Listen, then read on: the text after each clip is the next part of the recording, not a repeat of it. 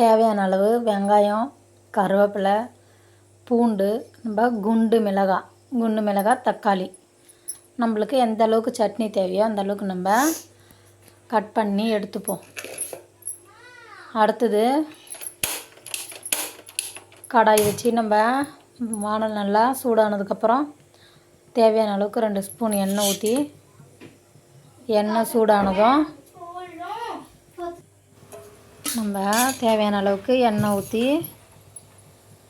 எண்ணெய் நல்லா சூடானதும் குண்டு மிளகாய் எடுத்து வச்சுருக்கோம் இல்லைங்களா, அந்த குண்டு மிளகாயில் இருக்கிற காம்பெல்லாம் நம்ம கிள்ளி எடுத்துட்டு குண்டு மிளகாயை சேர்த்து நல்லா வறுத்துக்குவோம். பொன்னிறமாக குண்டு மிளகாயை வறுத்துட்டு வெங்காயமும் சேர்த்து கருவேப்பிலையும் கூடவே சேர்த்து கருவேப்பிலை வெங்காயம் ரெண்டும் நல்லா வதக்குங்க. கருவேப்பிலை, பூண்டு, வெங்காயம் எல்லாமே நல்லா வதக்குங்க. அது வதங்கிறதுக்கு கொஞ்சம் சால்ட்டு கூட ஆட் பண்ணி நல்லா வதக்குங்க. என்னுடைய சேனலை சப்ஸ்கிரைப் பண்ணாதவங்க சப்ஸ்கிரைப் பண்ணிக்கோங்க. இது வந்து நம்ம வீட்டு சமையல். எங்கள் கிராமத்தில் நாங்கள் எப்படி எவ்வளோ சிம்பிளாக அரைப்போமோ அந்த மாதிரி நான் உங்களுக்கு எங்கள் வீட்டில் செய்கிற மாதிரி நான் உங்களுக்கு சொல்லித்தரேன். நீங்கள் எதுவுமே தேடி போக தேவையில்ல கடைக்கு. வீட்டில் இருக்கிற பொருட்களை வச்சே நம்ம ஈஸியாக நம்ம இந்த கார சட்னி ரெடி பண்ணிக்கலாம். தக்காளி சேர்த்துக்கிட்டு தக்காளி வதங்கிறதுக்கு கொஞ்சம் சால்ட் ஆட் பண்ணி அது கூடவே நல்லா வெங்காயம், தக்காளி, சால்ட்டு எல்லாத்தையும் நல்லா வதக்கிப்போங்க. நான் பக்கத்தில் இட்லி எனக்கு ரெடி ஆகிட்டுருக்குது. இட்லி ஊற்றி வச்சுட்டேன். நம்மளுக்கு சட்னியும் ரெடி ஆகுது. நல்லா வெங்காயம், தக்காளி, மிளகாய் எல்லாம் நல்லா வதங்கிடுச்சு பாருங்கள்.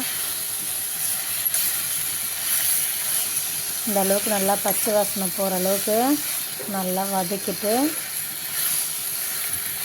ப்ளீஸ் என்னோடய சேனலை சப்ஸ்கிரைப் பண்ணிக்கோங்க.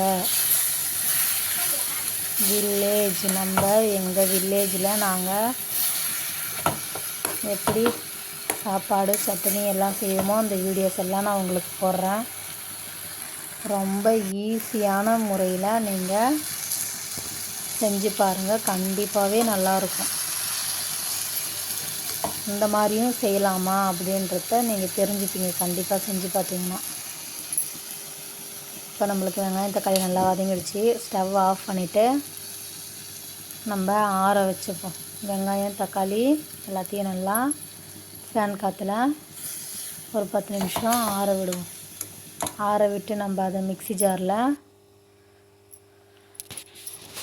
ஜாரில் நம்ம போட்டு நல்லா ஆறுனதுக்கப்புறமா அரைச்சி எடுத்துப்போம். என்னங்க தக்காளி சட்னி எங்களுக்கு செய்ய தெரியாதா நீங்கள் சொல்லிகிட்ருக்குறீங்கன்னு நினைப்பீங்க. இருந்தாலும் இது நீங்கள் நீட்டு மிளகாய் யூஸ் பண்ணி அரைச்சிருக்கீங்க. குண்டு மிளகாயும் நீங்கள் போட்டு அரைச்சி பாருங்கள். ரொம்பவே நல்லா காரசாரமாக இருக்கும். சட்னி நல்லாயிருக்கும். நீங்கள் ஒரு முறை ட்ரை பண்ணி பாருங்கள். கண்டிப்பாக நல்லாயிருக்கும். அரைச்சி எடுத்தாச்சு. நம்மளுக்கு சட்னி ரெடி ஆகிடுச்சி. இதுக்கு வதக்கணும்ல, அந்த கடாயில் எண்ணெய் ஊற்றி கடுகு போட்டு கருவேப்பிலை போட்டு தாளித்து நம்ம சட்னியில் போட்டுப்போம். நம்ம காரசாரமான கார சட்னி ரெடி ஆகிடுச்சி. தேங்க்யூ ஃபார் வாட்சிங்.